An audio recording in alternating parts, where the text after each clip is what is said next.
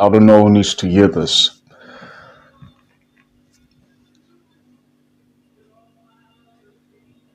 Despite what you might believe of the world due to what we see, despite what you might know of people,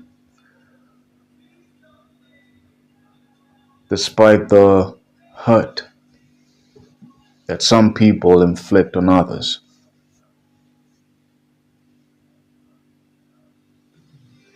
I want to say that there is no such thing as a bad person, irrespective of all the factors that I just mentioned.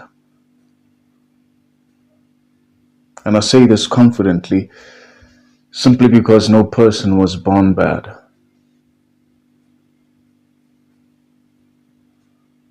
The world, in a sense, made them bad, but of course, bad things, bad things happen to everyone. The difference between the so-called good person and the so-called bad person is that the bad person succumbed to the hurt, to the trauma, while the good person, on the other hand, used the negative experiences, the pain which was inflicted on him or her for growth. And so it's a matter of alignment. It's a matter of choice. When bad things happen, because adversity will come eventually, it always does. You will have to decide individually if whether you will conform to the ways of the wicked or use their ways for your own growth, for your own evolution. That's to say, you integrate the negative energies through a process we nowadays refer to as transmutation,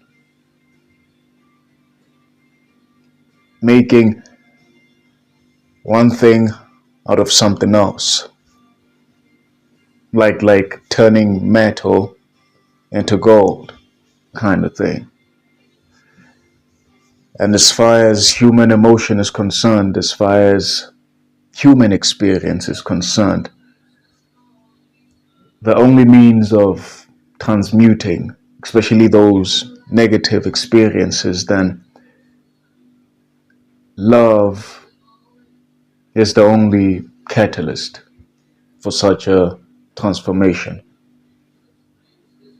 And I know we don't hear that often, at least not as much as we should be. It's not really a popular notion. What's popular instead is phrases like hurt people hurt more people. Well, that's true for some, but some other people get hurt and then make sure beyond the point of experienced pain to never allow another soul to go through what they went through, especially not by their hand. And so it always comes down to two things when one has to make a choice of alignment. You either align with fear, which keeps you stuck, which keeps you trapped, which keeps you in bondage, or love, which will allow you to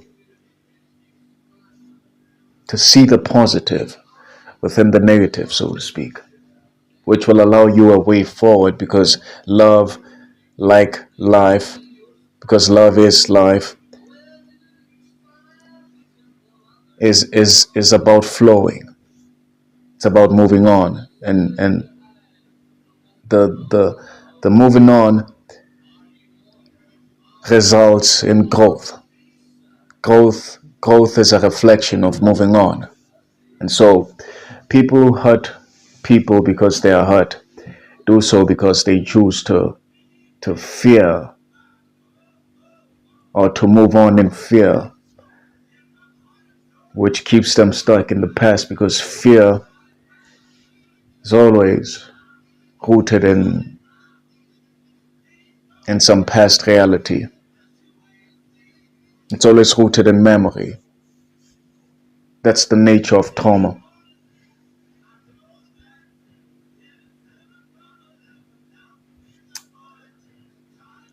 And I know it's hard to love people who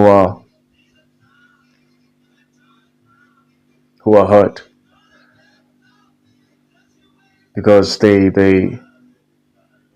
will hurt you,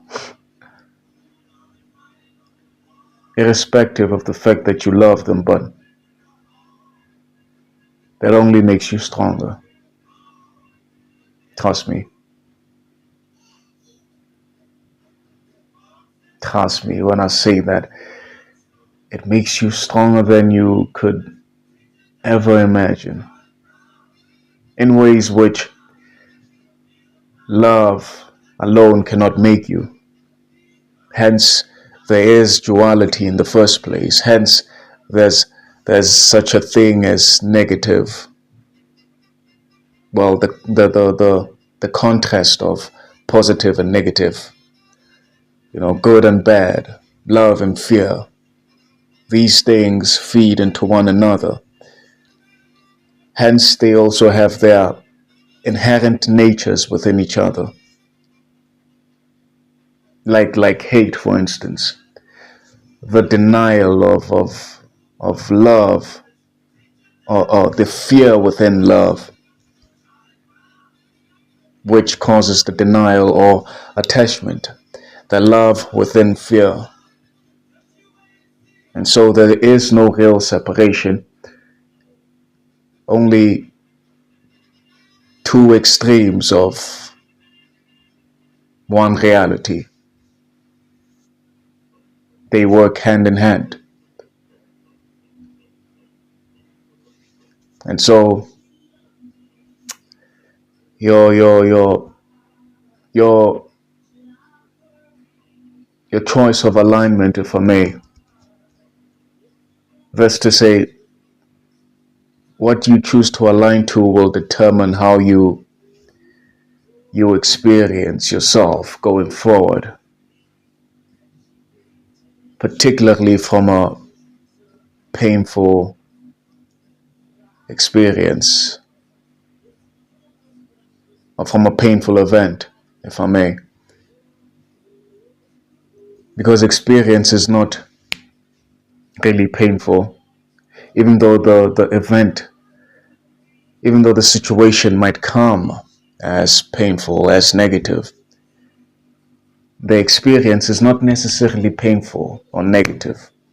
It's your definition which makes the reality within your experience. Because as an individual, you get to determine the flavor of experience at any given time. That's the responsibility you bear. And so I'll have to urge you to not give your power away to external influences. You can choose love always. You can choose positive always, even within the negative. That's how you grow. That's how we all grow. That's the significance. Well, one of the significant features of being human, of being live, because that's what you are. Beyond any titles or before any titles come into play. Human beings, before words in fact come into play.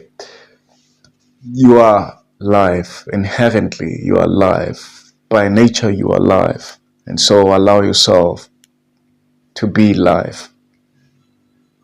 Don't get consumed by thought. Because thought is fleetingly unreal. And so people who find their reality within thought, or who root their reality or their sense of identity within thought, truly amaze me, because I can only imagine how much of a roller coaster that is. I mean, I don't really have to imagine because I've been there, but feels like it happened so long ago, really.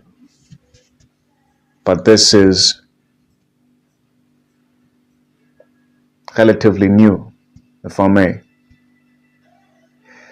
I guess it took that one experience which erupted the volcano of all the suppressed negative experiences I had gone through throughout my life. I've been loving.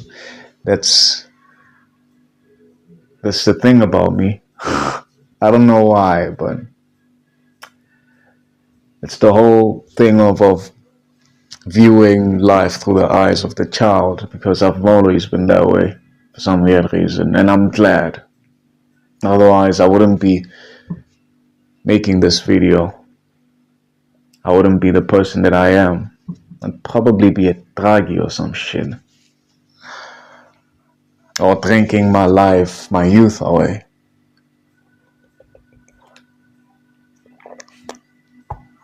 In hopes of avoiding the so-called trauma. But nothing beats embracing life. And nothing is worth depriving oneself of that experience, especially not trauma, more especially not fear, because fear is not really real. We make it. Hence you get people saying fear is an illusion. For a while I didn't understand it, but now I do. In fact, I don't really understand it, because that would imply that I have some intellectual grasp of the idea. Yes, I do, I might, but it goes beyond that. I know that it's not real. It's tied to beliefs which stem from psychological impressions.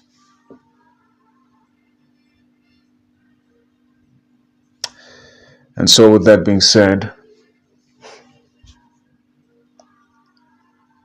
love and light. Love and light. Love and light. All the way. You won't regret it.